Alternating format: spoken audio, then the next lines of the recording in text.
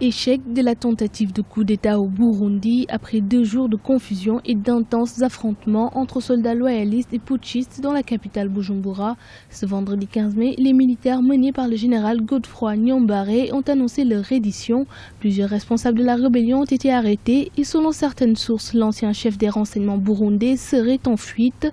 Un scénario qui, selon certains observateurs, conforte la position du président Pierre Nkurunziza.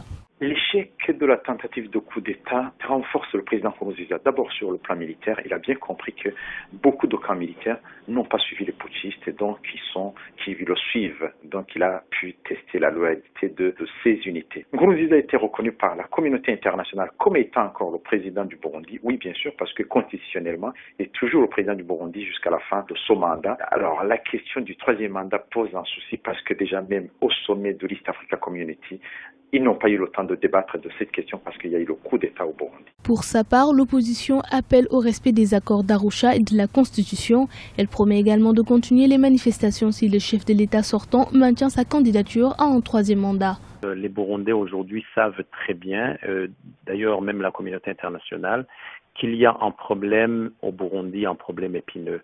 Alors le problème épineux, c'est effectivement le troisième mandat du président Nkurunziza et surtout que la communauté internationale, le clergé burundais, mais aussi nous qui avons organisé les manifestations contre ce troisième mandat, on se retrouve sur un seul point crucial. On ne peut pas piétiner les accords d'Arusha. La violation des accords d'Arusha, la violation de la Constitution, ça voudrait dire que l'on ouvre une porte à tous les malheurs pour ce pays.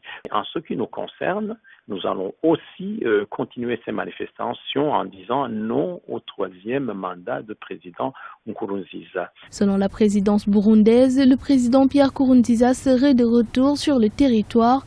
Même si la situation est maîtrisée pour le moment, la crise politique demeure dans l'impasse.